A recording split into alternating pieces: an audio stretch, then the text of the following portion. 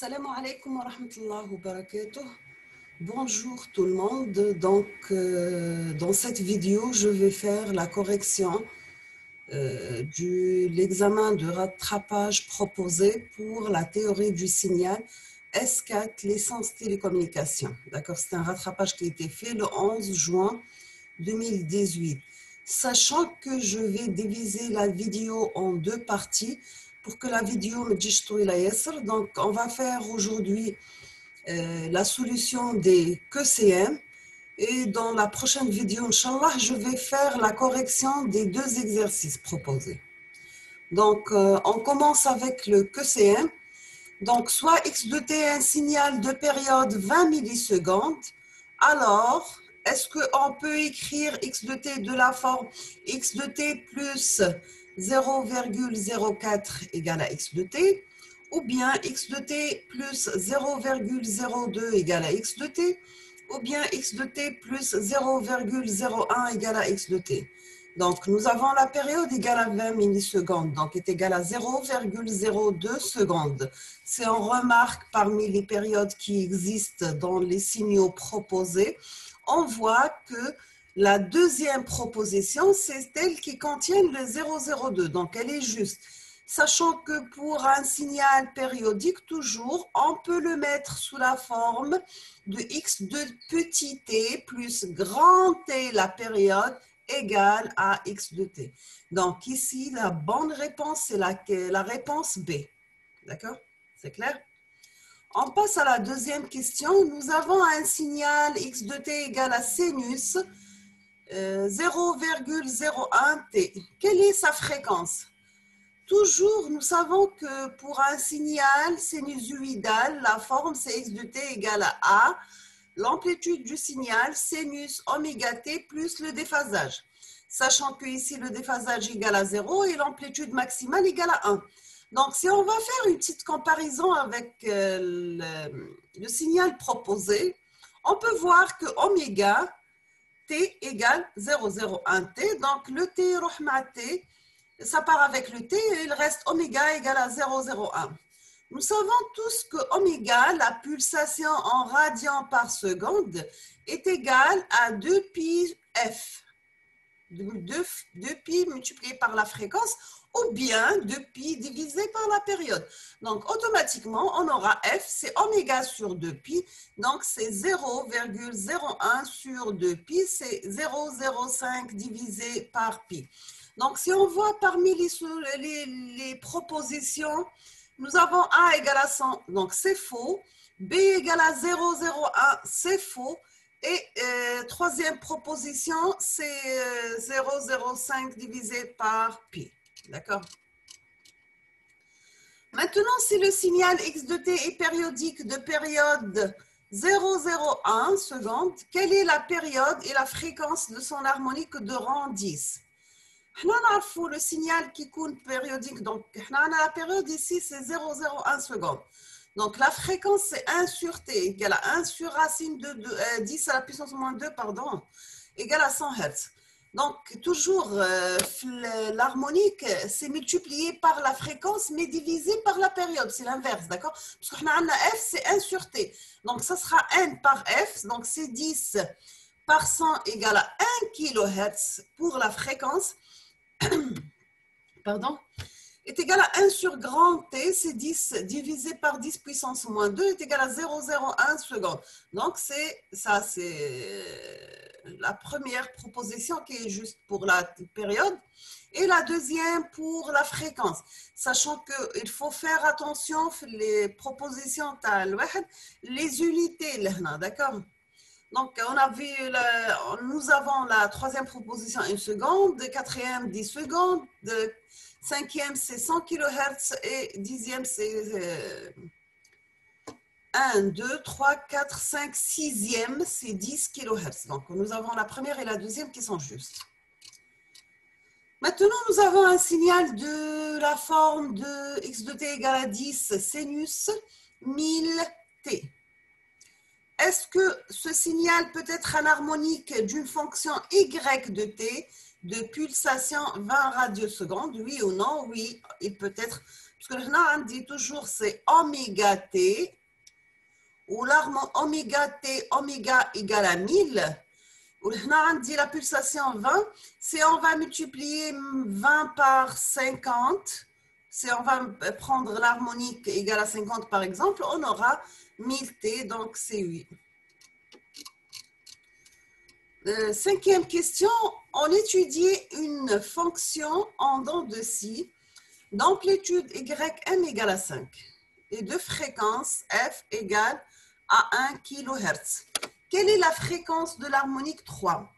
Donc, nous avons la fréquence égale à 1 kHz. On va multiplier l'harmonique N par la fréquence. On aura 3 par 1 kHz égale à 3 kHz. Donc, la bonne réponse, c'est pas 30 kg, c'est pas 300 kg, c'est 3 kg et c'est pas 10 kg. Donc, la bonne réponse, c'est 3 kHz. Toujours là, il faut justifier vos réponses par des petits calculs, d'accord? Pour montrer que vous avez compris la question, ou bien vous avez trouvé la bonne solution.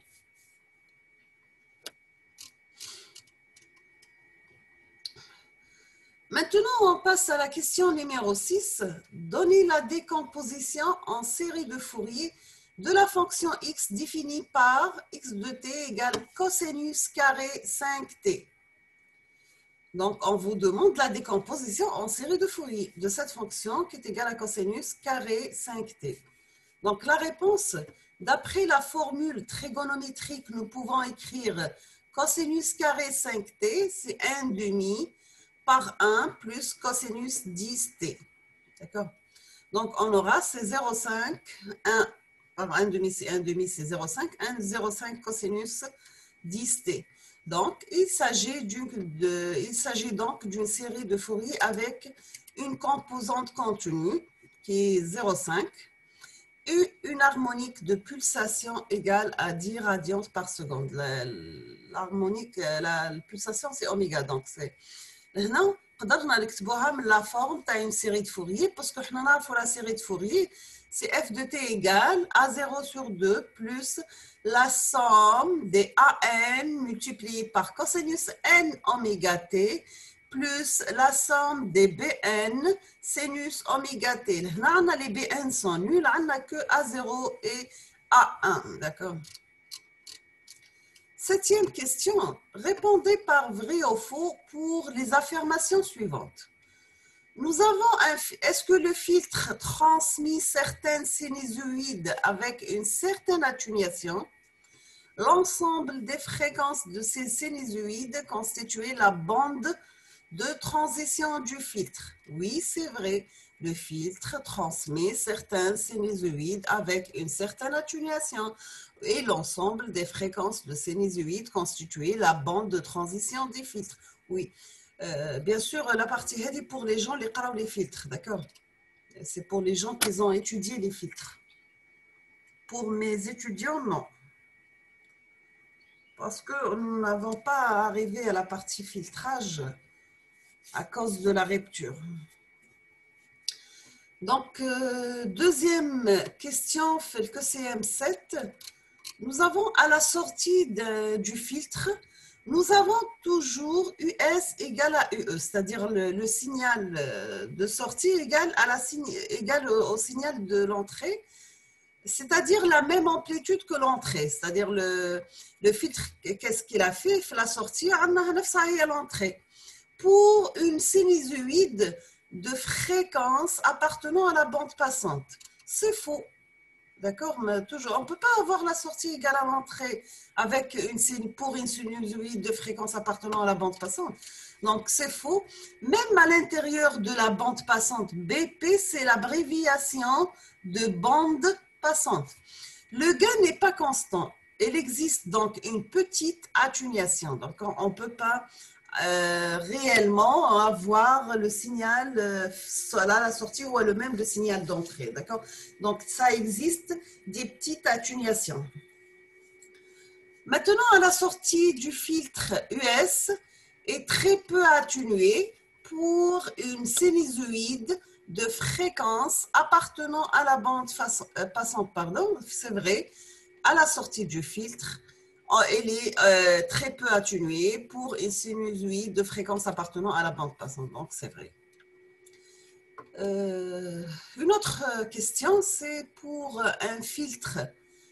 Est-ce que le filtre est un système linéaire puisqu'il ne génère pas d'autres sinusoïdes qui n'existent pas à l'entrée? Oui, le filtre, c'est un système linéaire car il ne génère pas d'autres sinusoïdes qui n'existent pas à l'entrée, bien sûr. هذه la question, يقدر يريبوندي عليها واحد même ما قراش le cours تاع الفلتراج.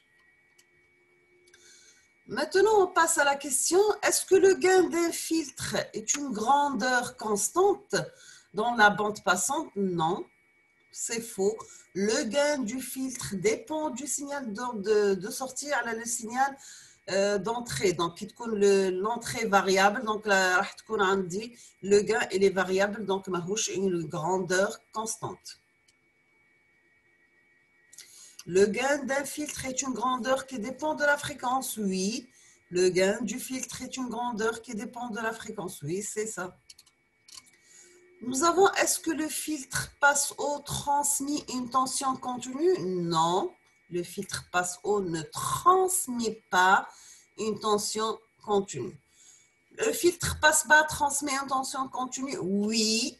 Le filtre passe-bas transmet la tension continue. D'accord? Donc, pour les gens qui ont le filtrage, bien sûr, les types de filtres. Ou les types de filtres, ça existe par exemple quatre types de filtres. Nous avons les filtres passe-bas qui laissent passer que les fréquences de basse fréquence. Les filtres passe-haut qui ne laissent passer que les fréquences hautes. Et les filtres coupe-bande et les filtres passe-bande, d'accord? Bien sûr, après les examens, je vais continuer avec le programme du traitement de signal. Je vais faire des exercices sur la transformation de Fourier. Je vais refaire le chapitre filtrage avec des exercices, bien sûr. Et la transformation, après on va faire la transformée de la place et on va faire l'échantillonnage et la convolution des signaux. Donc, comme d'habitude, je vous souhaite bon courage, bonne chance, beaucoup de réussite. Merci beaucoup à vous pour votre attention. N'hésitez pas si vous avez des questions et à la prochaine vidéo, Inch'Allah. Je vais terminer la correction de l'exercice numéro 1 et l'exercice numéro 2 de cet examen. D'accord? Merci beaucoup. À la prochaine, Inch'Allah.